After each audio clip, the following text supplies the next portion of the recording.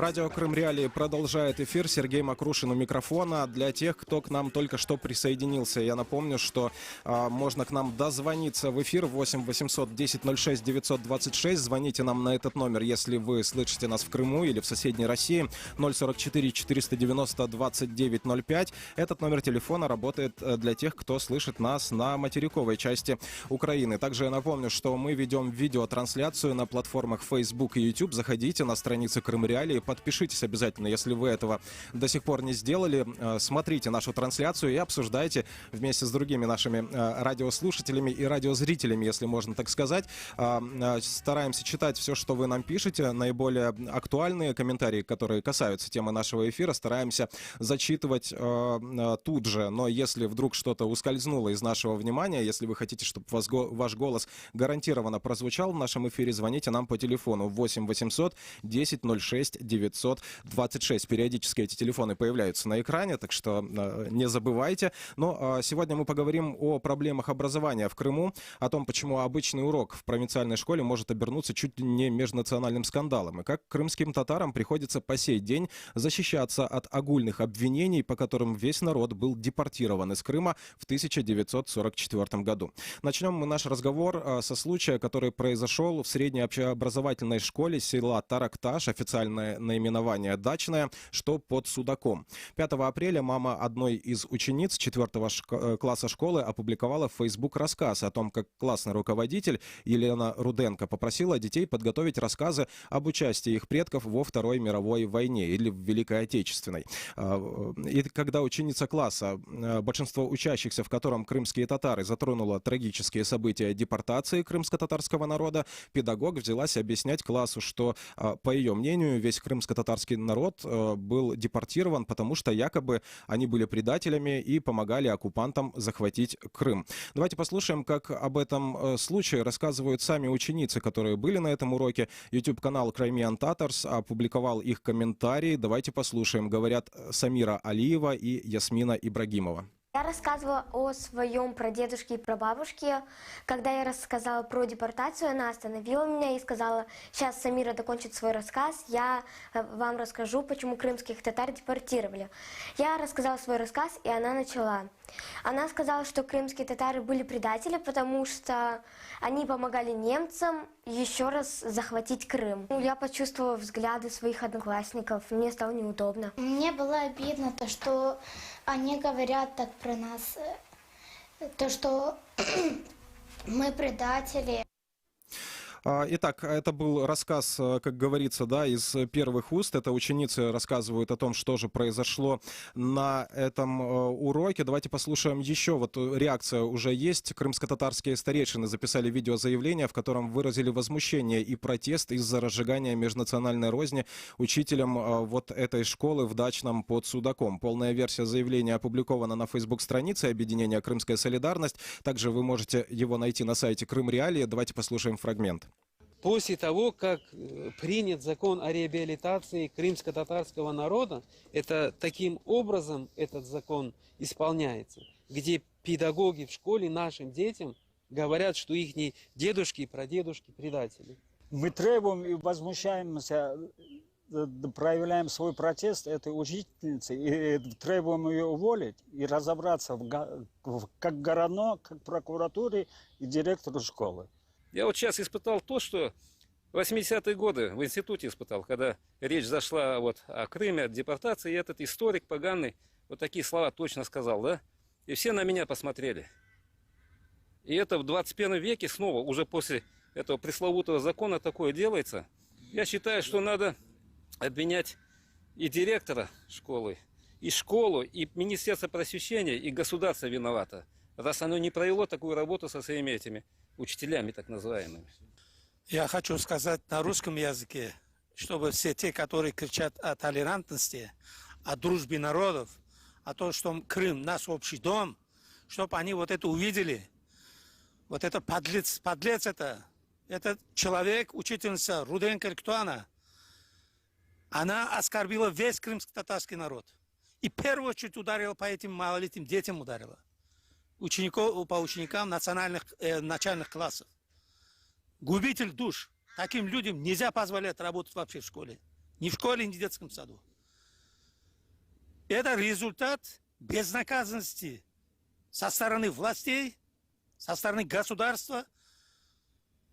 Никто не был наказан за этот геноцид, который был устроен в отношении нашего народа в 1944 году. Никакие там указы, они не действуют, эти указы. И в том числе и эта реабилитация тоже нет. За какие-то книги, за то, что читают религиозные книги, сегодня дают такие сроки. 17-20 лет дают. Мучают людей, эти семьи этих детей. Террористами обзывают.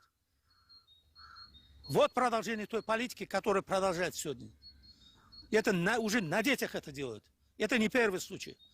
Несколько лет назад учебники выпустили. На государственном уровне учебники истории, в которых весь наш народ фактически. И те, которые погибли, даже они погибли как герои некоторые. Герои Советского Союза, так сказать. Их память тоже осквернена. Вот здесь сразу следует сказать, что публичных комментариев самого педагога Елены Руденко, имя которой фигурирует в этом скандале, относительно данного инцидента нет. Телефон директора школы после скандала появился в открытом доступе, и накануне этой программы дозвониться на него мы уже не смогли, как и на стационарный телефон, который указан на сайте школы. Мы направили на электронную почту школы письмо, где пригласили саму Елену Руденко или представителя администрации школы дать разъяснение относительно той ситуации, которую мы сегодня обсуждаем. Ответа не получили на данный момент, и если получим его, то опубликуем обязательно, расскажем вам о том, как видят эту ситуацию в администрации школы. Ну а сейчас с нами на связи Ульви Алиев, это папа Самиры Алиевой, рассказ которой мы слышали в нашем эфире немного ранее. Доброе утро. Утро доброе. Да, расскажите, пожалуйста, о том, как вы узнали о произошедшем, какой была ваша реакция? Ну, на самом деле, я узнал это изначально не от самой дочери, потому что как бы она не успела просто сказать. Мне позвонил один из родителей одноклассницы моей дочери. Вот, и он сказал. Тут же я переспросил у дочери и узнал в подробностях об этом. Ну, реакция, она понятна, она, естественно, не может радовать, она возмущает. Вот. Ну, хотя, скажем, это не было нечто неожиданным, прям удивительным, шокирующим. Почему? Ну, вот, потому что как бы это не единичный случай, и не первый раз мы, да, как, ну, именно мой народ, да, сталкивается с какими-то фактами притеснения, ущемления незаслуженного. Почему не удивляет мама, моя покойная мама, отец и многие родители многих крымских татар, да, рассказывали, будучи в 2-летнем возрасте депортированная, она сталкивалась в то время в школе, в техникуме, в институте, а потом столкнулась столкнулась моя супруга, теперь столкнулись, как бы, ну, сталкиваются наши дети. Поэтому это не шокирует, к сожалению, некая вот эта вот преемственность, да, она прослеживается, и поэтому она не шокирует. Но, естественно, она возмущает, и возмущение всегда острое, всегда больное, да. Скажите, пытались ли вы обращаться в администрацию школы, требовали ли вы каких-то объяснений того, что произошло на этом уроке, и есть ли какая-то коммуникация? Излагает ли администрация школы какую-то свою позицию вот в этой связи? Потому что, я еще раз напомню, пытались мы связаться с администрацией школы, узнать, как ситуация выглядит с их точки зрения, но на наше приглашение они не отвечают. Возможно, вам они что-то объясняют. Нет, мы не пытались связаться с администрацией школы, с директором, тем более с учителем. Мы связались сразу с родителями детишек, чтобы уточнить, но не попутали, может, неправильно поняла наша дочь. И на самом деле получили подтверждение, что да, дети, вернувшись, рассказали плюс-минус, но идентично тому, что рассказала моя дочь, что рассказала дочь моего знакомого, тоже одного из родителей, одноклассницы моей дочери. И они говорили все одно и то же. Вот. Думая о директоре или об учителе, да, не пытались. Почему? Потому что любой руководитель попытается сгладить эту ситуацию, и мне понятно это, да, как человеку мне это понятно, потому что это скандал, это неприятно и чревато определенными последствиями. И скажу честно, изначально было и взято такое намерение обращаться серьезно не на уровне бесед, что произошло. Это не частный случай, это очень серьезная и деликатная тема, и она очень болезненная для всего общества. И поэтому было взято намерение однозначно обращаться в органы, чтобы они разбирались с этим с точки зрения юридического, с точки зрения соответствия вообще законодательству и в этом русле. На следующий день после инцидента был заммэра, ответственный за образование, и зам министра по образованию Крыма из Симферополя приехали, они уточняли, узнавали о ситуации, о самом инциденте. Насколько я знаю, они встречались не только со мной, а и с другими родителями и получили исчерпывающие ответы. То есть, я понимаю, мы должны убедиться, является ли это нечто скажем, надуманным или сознательно как-то вводящим в заблуждение. Они приходили и, естественно, говорили, что это так не будет, а стально будет разбираться. Но опять же повторюсь, это не только они разбираются пусть на своем уровне. Это их, как говорится, епархия, их люди работающие. Но, опять же, повторюсь, разбираться надо на уровне соответствия закону и выносить определенную юридическую оценку и решение этого человека. Я благодарю вас за беседу. Напомню, что с нами на связи был Ульви Алиев. Это папа Самиры Алиевой, ученицы 4 класса в школе в селе Таракташ. Официальное наименование этого села Дачное, которое находится недалеко от Судака. Напомню, что во время одного из уроков классный руководитель, зовут ее Елена Руденко, попросила детей подготовить рассказы об участии их предков во Второй мировой войне. И когда ученица класса затронула трагические события депортации, педагог взялась объяснять классу, что весь крымский народ, по ее мнению, в 1944 году депортировали, потому что якобы они были предателями и помогали оккупантам захватить Крым. Рассказ из первых уст, от учениц этого класса, собственно, мы слышали ранее в нашем эфире. Давайте поговорим о том, что это действительно это не первый такой случай, который мы обсуждаем, в том числе и в эфирах радио «Крым Реалии». Далеко не первый скандал. В январе 2019 года камнем раздора стало учебное пособие для десятиклассников, которое также оправдывало неким образом депортацию крымско-татарского народа. Закончилась та история тем, что из учебника пришлось вырезать целые страницы. Странная ситуация, потому что, казалось бы, давно в этом вопросе пора поставить точку, потому что реабилитация крымско-татарского народа началась еще при Советском Союзе. Сейчас акт депортации крымско-татарского народа признан актом геноцида, как многими странами Запада, так и Украиной, парламент, который принял соответствующее постановление в 2015 году. Здесь можно вспомнить еще о том, что в апреле 2014 года президент России Владимир Путин подписал указ о реабилитации крымских татар. И почему-то приходится крымско-татарскому народу до сих пор отбиваться от огульных обвинений в предательстве. К нам дозвонился радиослушатель. Давайте послушаем, что нам хотят сказать. Доброе утро, вы в эфире. Да, доброе утро.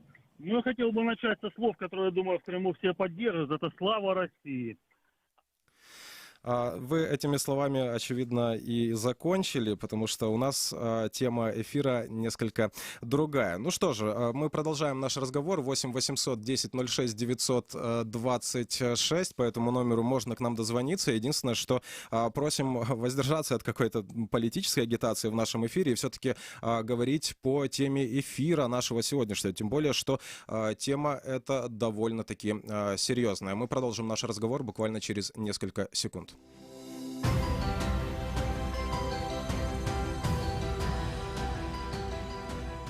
Ищите сайт Крым Реалии в интернете, наши страницы в Facebook, Twitter и ВКонтакте, наши видео и фильмы на YouTube-канале Крым Реалии.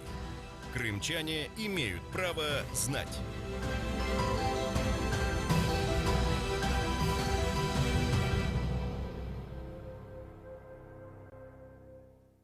Продолжаем эфир. Есть еще несколько звонков от радиослушателей. Я вас очень прошу, побудьте, пожалуйста, на линии. Давайте мы продолжим сейчас наш разговор с Владимиром Поляковым, крымским историком, доктором исторических наук. Владимир Евгеньевич, доброе утро. Доброе утро. Да, расскажите, пожалуйста, вот по вашему мнению, что же это такое происходит? Это какие-то вот то, что произошло в Дачном, да, в Дачновской средней школе. Это какой-то эксцесс, это какое-то действительно недоразумение произошло, или это явление, которое можно рассматривать как некое системное явление в системе образования Крыма? Я думаю, что ничего случайного здесь нет. Учитель совершенно, кстати говоря, искренне действовала. Ее никто не тянул за язык, она решила объяснить, почему оказался участник войны в депортации, и высказала версию, которую она знает с детства, которая звучит каждый день постоянно, то есть версию, которую все знают. Не историческую версию, не как это было, а как все знают. И вот представьте себе на секунду, что бы мы сейчас говорили, если бы учебник пресловутый, в котором все это записано, 20 тысяч предателей, депортация, был бы принят, не был бы изъят тогда. Она сейчас бы просто сказала: извините меня, я цитирую учебник. И к 18 мая таких высказываний, таких конфликтов будет больше и больше, потому что идет игра в одни ворота. Рассказывают, как было, но не рассказывают, что все знают по телевидению, все, но никто не рассказывает, почему это было. Никто не говорит о преступном режиме того времени, о Сталине, как преступники, а говорят как о великом менеджере и так далее. Вот основная причина. Ну, наверное, нельзя сказать, что такого не было и ранее в крымских школах, да, таких историй, и нельзя сказать, что такого не было и до 2014 года, или можно? Вот поделитесь, пожалуйста, своими наблюдениями. Нет, это идет постоянно. Причем никто, я же повторяю фразу, не тянул за язык учителя, который начинал рассказывать, что татары предатели, когда потом вывели, к чего вы полезли. А я рассказывал ленинский план ГРЛО, от Ленина перешла ДДД, и выслушали все татары-предатели. Я помню, был такой скандал в Симферопольской школе. Это постоянно. Тут никто не собирал учителей, не рассказывал, почему состоялась подлинная причина депортации. Все знают одну версию — татары-предатели. А то, что эту версию озвучили два КГБшных генерала, которых потом расстреляли, Кабулов и Берия, об этом даже никто не знает. А те историки, которые выступают, они озвучивают прежнюю версию, потому что по-настоящему сейчас уже прорваться в эфир и рассказать подлинные причины депортации, то есть подготовка войны с Турцией, преступный режим сталинский, сейчас уже это не получится. И мы сказали: давайте не будем говорить о политике. Мы будем говорить о политике. Потому что политика решает все это. Это вопрос политический. Или крымские татары обычный народ, перед которым надо извиниться, или будем и дальше по той же колее ехать. Ну вот мы видим, что мифы в этом случае оказываются более живучими, да, и более популярными, чем подтвержденные исторические факты. По вашему мнению, как можно было бы исправить эту ситуацию? Как можно было бы уже, да, отойти от этого вопроса, поставить в нем, наконец, точку? Понимаете, мифы действительно живут, потому что их мутируют. Второе, они востребованы. Как это Пушкин еще, по-моему, говорил: я сам обманывал царя. Эта версия о том, что крымских татар правильно выслали, она ложится бальзамом на душу многим людям, которые приехали в Крым и чувствуют себя некомфортно. Они боятся, они понимают, что они чувствуют себя квартирантами. Им пора уже и жить в комплексе неполноценности. Они такие же крымчане, но они боятся. Они понимают, что они живут в чужих домах, на чужой земле. Перестаньте об этом думать. Вы такие, как все. Сейчас действительно мир глобализируется. Иммиграция везде происходит. Поэтому то, что в Крыму много приезжих, это, в общем-то, обычная практика. Поэтому надо перестать бояться крымских татар, перестать бояться своего двумысленного положения. Потому что у них психология переселенцев. Вы как привезли, и они чувствуют себя переселенцами. С людьми надо работать, практично объяснять. Ведь никто не ставит вопрос о деструктуризации, о том, что верните дома и прочее. Татары просят одно: не мешайте нам жить. Единственно. Владимир Евгеньевич, оставайтесь, Почему-то пожалуйста... я говорю как русский человек. Да, Владимир Евгеньевич, оставайтесь, пожалуйста, с нами на связи. У нас есть звонки от радиослушателей. Давайте по очереди, наверное, примем. У нас есть звонок от постоянного радиослушателя нашего. Давайте начнем с него. Александр к нам дозвонился снова. Александр, доброе утро. Что вы нам хотите сказать? Доброе утро, уважаемый Сергей Макрушин, все радиослушатели на 148 кГц, на 105,9 FM. Знаете, маленькая реплика, и как будет вопрос. Реплика такая. Нашим ребяткам не нравится, что почему они так против татарства настроены в общем плане, что большинство крымских татар не приняло нашу оккупантскую власть. Ну, это нормально, когда гости без звонка и без стука приходят. И вот оттуда все идет, и это общий такой настрой, ну и все под этот настрой, все украинское убрать, и в связи даже вот с теми событиями, которые сейчас общие происходят и на Донбассе, и в самой это, и все, что сейчас в Украине происходит. Вот вы наше пропагандистское телевидение посмотрите, поймете. А вопрос такой, вот что должны сами татары делать в этой обстановке-то, крымские татары, потому что понятно, что это будет все дальше и дальше развиваться, и я не думаю, что эта учительница сама сказала, да, где-то, может, отчасти и сама, я думаю, что это такой общий вектор, что намекать, что родные, вы по-другому не думаете, или вы, если хотите жить, думаете, как мы того желаем, или собираете вещи и вот там давайте в любимую Украину. А вам, как всегда, Крым, реалии, Донбасс, реалии, удачи. Спасибо за ваш звонок. Давайте примем еще один звонок от радиослушателя. Долго достаточно дожидаются своей очереди. Доброе утро. Говорите, вы в эфире. Доброе утро. Это я уже, да? Да, это вы. Доброе утро, меня зовут Ольга, я сейчас проживаю на материковой Украине, сама крымчанка, и 11 лет я работала в школе учителем украинского языка. Меня эта ситуация и эта история совершенно не удивляет. Я начала работать в 99 году и поработала с учителями, которые работали при Советском Союзе, потом при Украине, и потом уже, когда случилась аннексия, они воспринимали это просто на ура, потому что многие из них откровенно ненавидели государство, в котором они жили, вспоминали Советский Союз и так далее. И вот эти темы, депортация, репрессии, голодомор, это темы, на которые Украина и Россия имеют совершенно противоположные взгляды, поэтому учителя просто остались теми же, те, которые пережили разные времена, и идеология совершенно не поменялась. А 7 лет для школы – это огромный срок, это уже абсолютно срок для полноценного развития личности, и то, что внушается детям, это мне совершенно понятно, что это никто не рассказывает о преступлениях России, о преступлениях Советского Союза, а говорят об этом совершенно по-другому. Поэтому таких историй, я думаю, будет немало. И на самом деле и при Украине этого было очень много, и приходилось часто доказывать и рассказывать о болезненных вопросах и так далее. Но в большинстве, конечно, воспринималось это все как что-то несерьезное или восторгались Советским Союзом и так далее. И эти же учителя остались работать и сейчас. Поэтому абсолютно ничего не удивляет. Это страшная история, это, конечно, очень болезненно, но, к сожалению, это будет продолжаться, если не изменится политика, если не будут рассказывать, как это было все на самом деле, то таких историй будет больше. Спасибо. То есть, подождите, я хотел бы вам еще задать вопрос, как человеку из системы образования, как по вашему мнению, что какие ошибки, наверное, были допущены, да, вот в системе образования до 2014 года, и как можно было бы изменить ситуацию сейчас? Что делать в сложившейся ситуации? Потому что мы видим, что проблема есть, и да, мы уже говорили о том, что с ней сталкиваются первыми дети.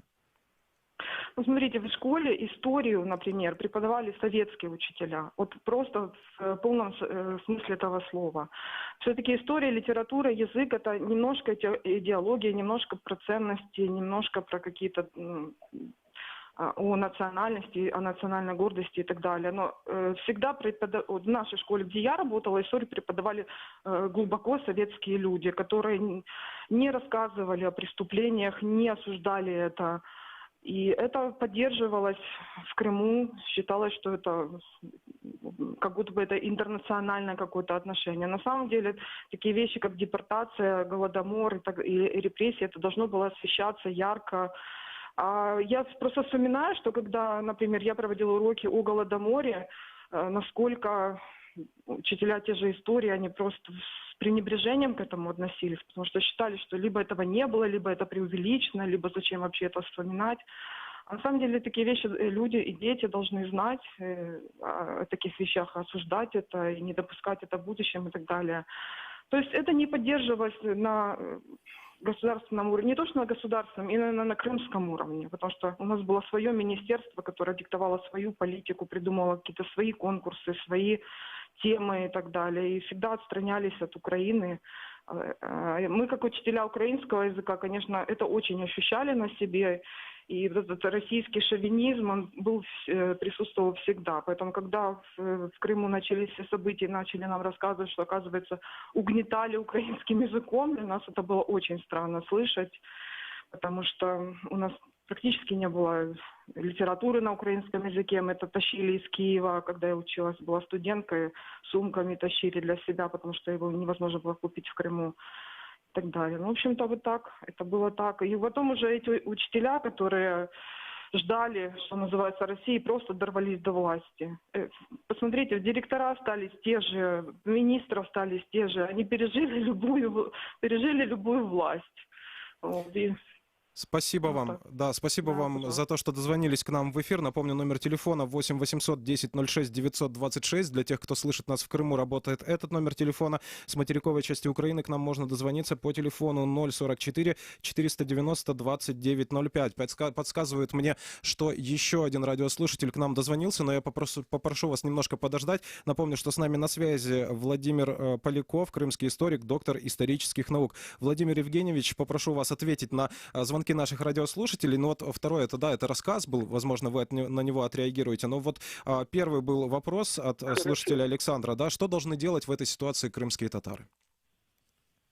Ну, прежде всего, есть такое выражение: бьют тех, кто позволяет это делать.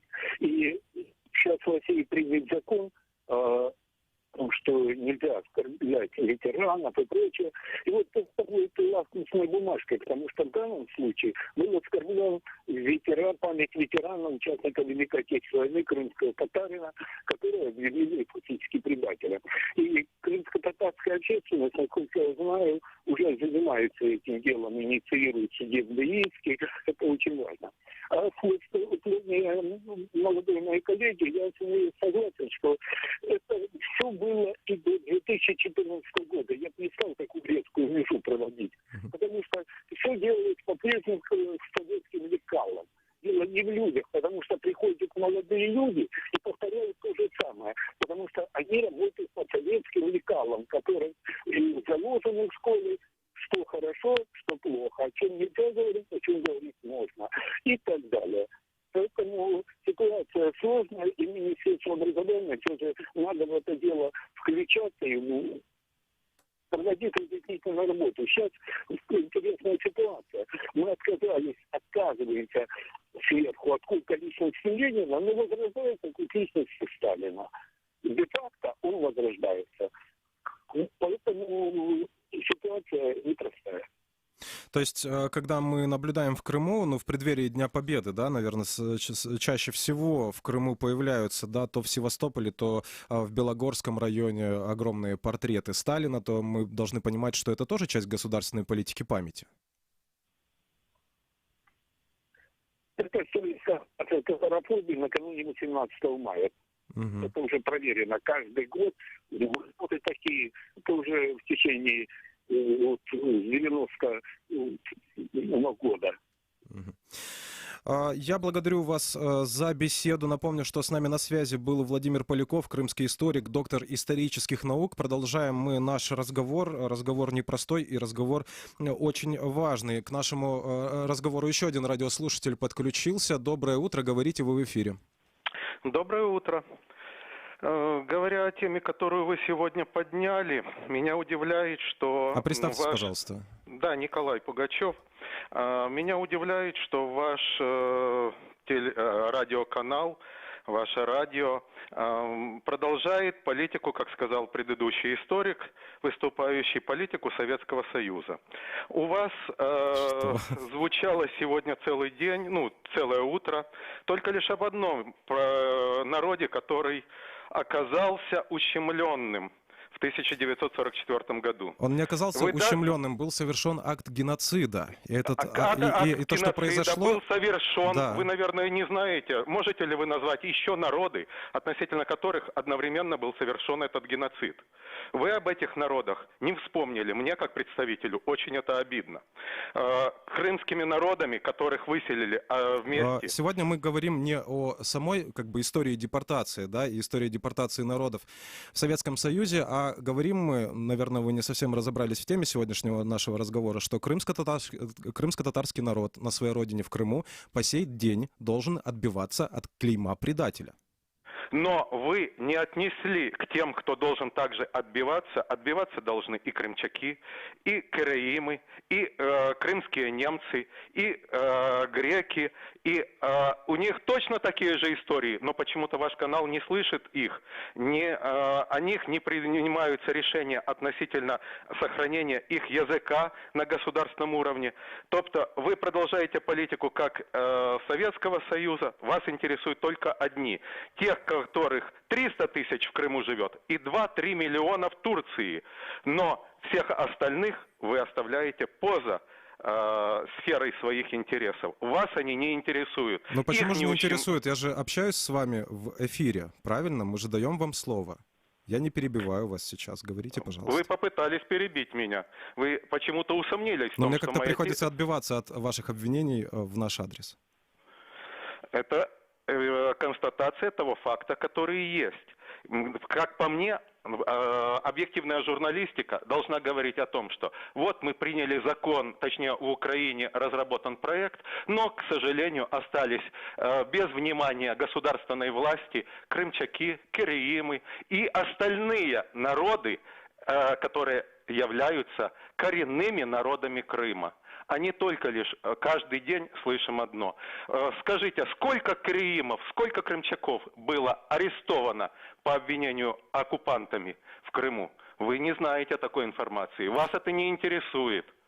Ну, так же. Нас это интересует. Более того, я скажу, что мы благодарим вас за звонок. Не отключайтесь, пожалуйста. Оставьте, пожалуйста, ваши контакты нашему выпускающему редактору. Мы обязательно посвятим этой теме эфир и пригласим вас принять участие в этом эфире. Поэтому, пожалуйста, оставайтесь на линии. Ваши контакты сейчас возьмет выпускающий редактор, и мы будем держать с вами связь.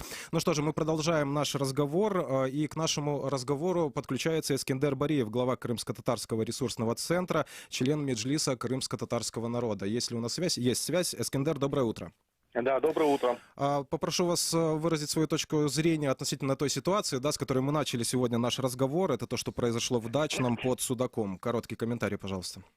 Ну, комментарий короткий. Дело в том, что мы видим что начинает проявляться системность в этом подходе, что именно в селе Дачном детям преподавательница литературы выслушала историю детей о бабушке и дедушке. И дедушка, который вернулся с фронта, вынужден был поехать и найти свою семью в местах депортации. Потом он не выжил и умер. В ответ на это преподаватель литературы начала рассказывать о том, что крымские татары все-таки были предателями. И при всем в классе почти половина учеников – это представители крымско-татарского народа. О чем это говорит? Это говорит о том, что, скорее всего, сам процесс, сами посылы, которые возникли уже во время, после оккупации Крыма со стороны оккупационной администрации, они как раз таки и дают возможность проявляться тем неграмотным, тем, скажем, я даже сказал бы провокаторам, преподавателям, которые начинают проявлять такую инициативу. Однозначно в Крыму на протяжении многих лет накапливалась вот эта информация о том, что крымские татары предатели, о том, что крымские татары были депортированы по заслуге. И, конечно же, это нам приходилось с этим бороться на протяжении многих лет. И в период независимой Украины мы смогли все-таки переломить ситуацию. К сожалению, сегодня эти проявления они стали проявляться больше. И это связано в том, что когда в некоторых учебниках проявляются ненароком какие-то фразы, когда, помните ситуацию... Ну как ненароком? Извините, что перебиваю, 6 страниц пришлось вырезать из учебника. Это не то, чтобы ненароком. Когда общественность, да, я оговорился, когда общественность непосредственно обращалась, писала письма в Министерство образования оккупационной власти. И, соответственно, это все ведет к тому, что вот такую психологическую травму могут пережить дети уже 21 века. Если мы в свое время в советских школах, когда обучались и сталкивались с такими проблемами, с такими же проблемами начинают связываться уже наши дети и даже уже внуки. Поэтому здесь мы должны реагировать на это. Это элемент расовой дискриминации. И, соответственно, конечно же, нужно реагировать на это активно и нашим жителям, то есть родителям этих детей, во-первых. Во-вторых, мы, конечно же, это все фиксируем и подаем непосредственно в деле Украина против Российской Федерации именно по расовой дискриминации по конвенции, соответственно, будем дополнительно собирать этот материал и дополнять к тому, что уже на этот момент собрано. Насколько масштабна эта проблема по вашим наблюдениям сейчас? Дело в том, что мы не уверены, что все дети могут прийти рассказать своим родителям, поэтому очень важно, чтобы родители проводили беседы со своими детьми. Но то, что данные случаи проявляются не в одной единой школе и не в одном регионе, это уже можно говорить о системном проявлении этого процесса. Еще об одной проблеме хотелось бы с вами поговорить в нашем эфире. Сообщают в Крыму и о проблемах с соблюдением права на обучение на родном языке. Так, в Верхореченской школе в Бахчисарайском районе Крыма родителям учеников выдали бланк заявления на язык обучения, где заранее был вписан русский язык. У нас есть фотография этого заявления. Я попрошу ее вывести на экран. Сообщила об этом активистка Ильмаз Крымлы. Но да, мы слышали о таких историях и ранее. Вот насколько в Крыму соблюдается право на обучение на родном языке и насколько, по вашим наблюдениям, легко или сложно им воспользоваться? Опять же, здесь зависит очень много от администрации школ, зависит от того, насколько активны родители. И действительно, подобные случаи уже были и в городе Симферополе, и в Феодосии, и в Бахчисарайском районе. Ну, во-первых, есть разные косвенные подходы в этом плане, а есть прямые отказы.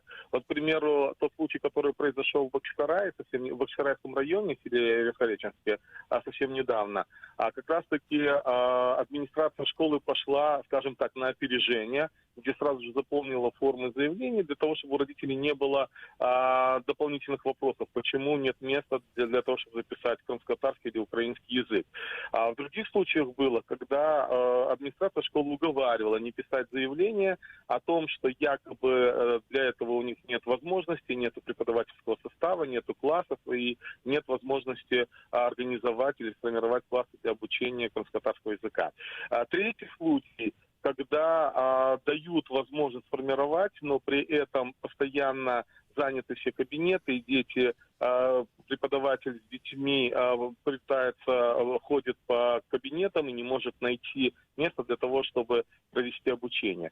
Ну и, конечно же, четвертый случай, который мы фиксируем, не случай, а подход, да, именно вот администрации школ, когда просто в наглую отказывают принимать заявление, это было в Симферополе, и, соответственно, общественность писала и в так называемое Министерство образования, и на директора школы, писали в полицию, но при всем том никакой реакции адекватной не было. Во всяком случае, та администрация школ также продолжает работать, и никаких не было предпринято, скажем, каких-то административных мер.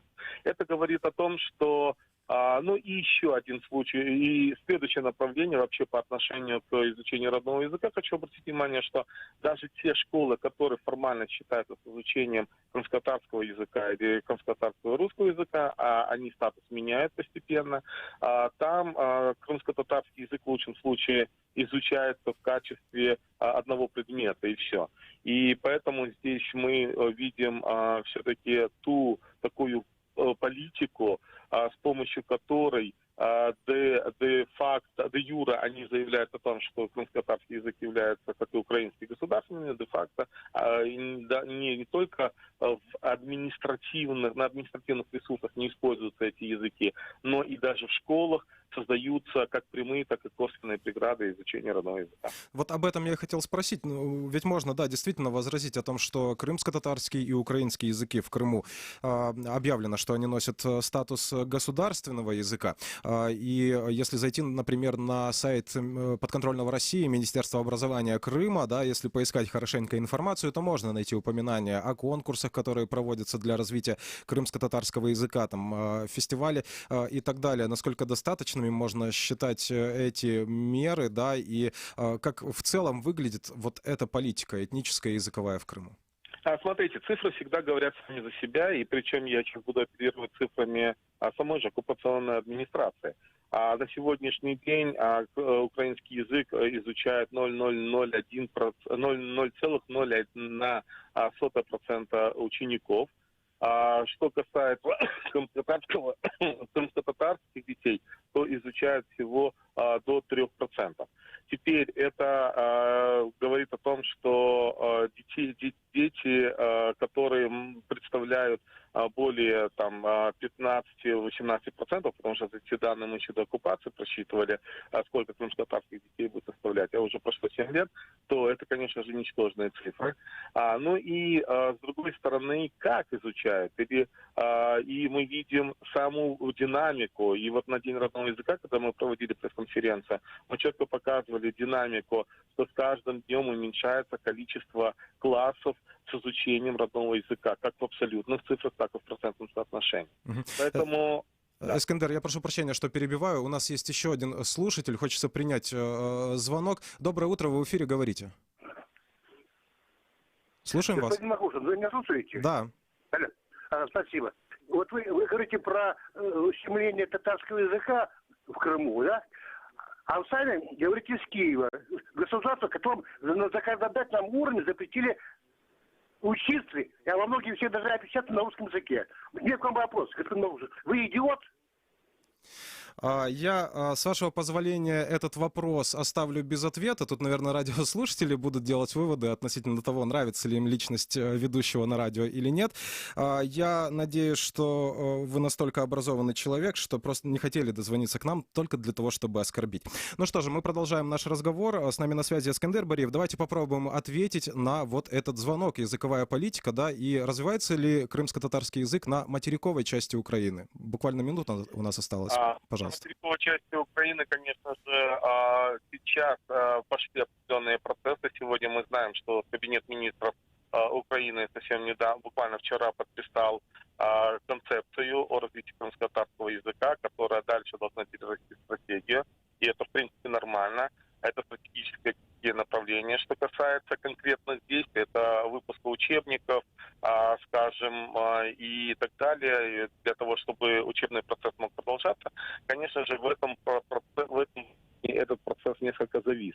Но при всем том, за время оккупации смогли в Геническом районе открыть несколько национальных классов крымско-татарских, там, где компактно проживают крымские татары.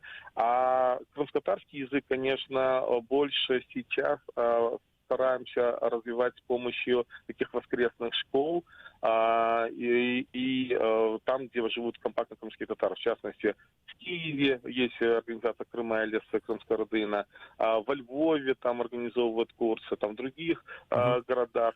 Но при всем том, конечно, должна быть системная государственная политика, и особенно учитывая то, что крымские татары сейчас разбросаны по материковой части Украины, необходимо, конечно же, использовать электронные способы обучения родного языка. Спасибо вам за беседу. Очевидно, есть много поводов продолжить ее в следующих наших эфирах. Этот эфир для вас провел Сергей Макрушин. Если вам есть что добавить к разговору, пишите, звоните нам. Не пропустите вечернее шоу «Радио Крым Реалии» в 18:00. А мы с вами увидимся и услышимся следующим утром. Всего доброго. Будьте здоровы.